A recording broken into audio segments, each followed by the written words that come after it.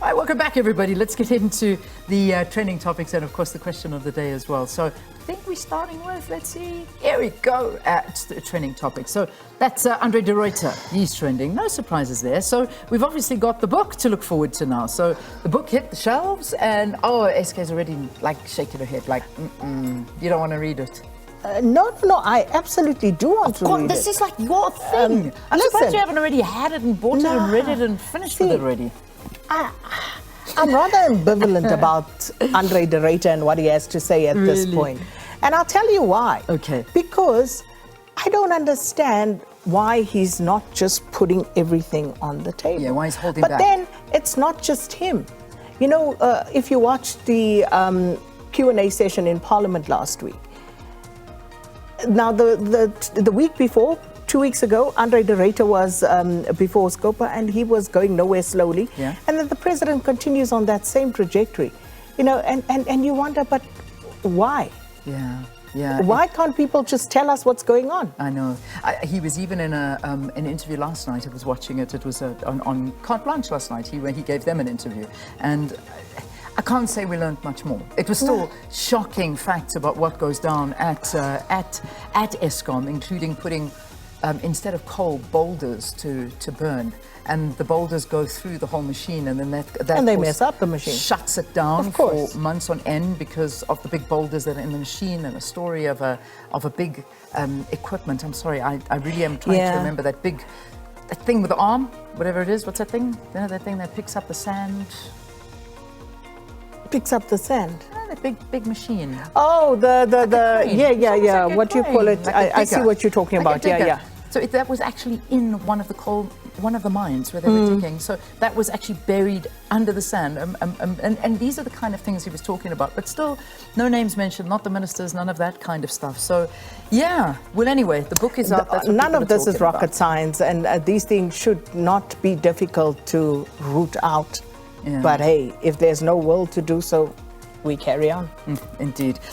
Kenny Kunene. He was the mayor of Joburg for the weekend. The acting mayor of the city of Johannesburg. And then he went out to one of the Josco buildings that has been hijacked and addresses the residents of the building. And he tells them, well, you will pay to us unless you tell us who you're paying to. Yeah.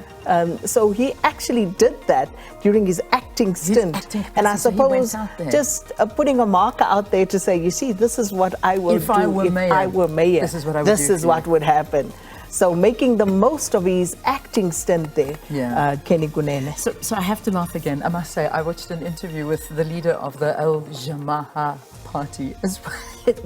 Do you remember his name? Hanif Hendricks. There we go. So he was having an interview about the current mayor of Johannesburg right now, and they were asking him if he had if they'd read his CV. He said no, they haven't read his CV.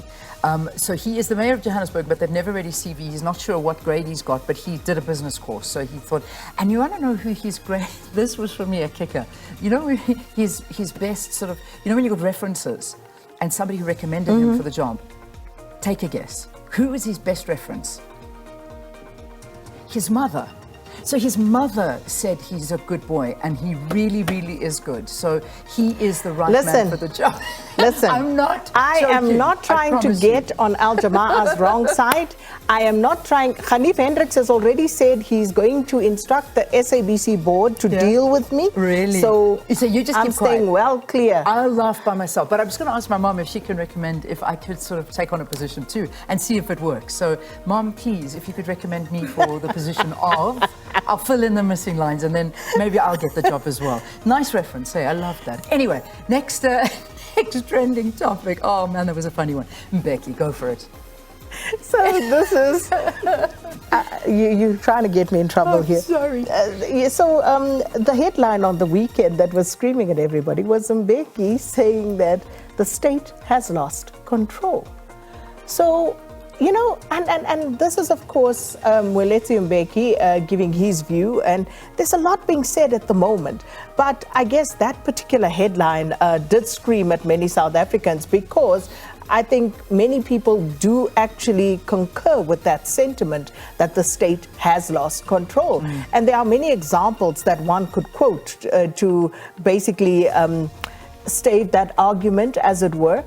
But yeah, so that got South Africa talking. Gosh, all right, okay. So Mbeki is a big trend. And then, of course, the last trend, I just want to confirm, Turkey. These are the elections that are currently taking place in Turkey. In fact, the polls have closed, and it's the big now wonder whether Erdogan is going to get the above 50% needed to take over. I mean, not take over, but carry on as the president. But it's looking very, very, very unlikely that that's going to happen. So then they will go off to a runoff election, and that'll happen on the 28th of May. So, yeah, very, very big elections that. Indeed, and at this point, it does look like a runoff election. You heard from our correspondent Trent Murray there in Istanbul, and yeah, I think it is a very important election. So the world's eyes trained on Turkey for this one. Indeed, they are.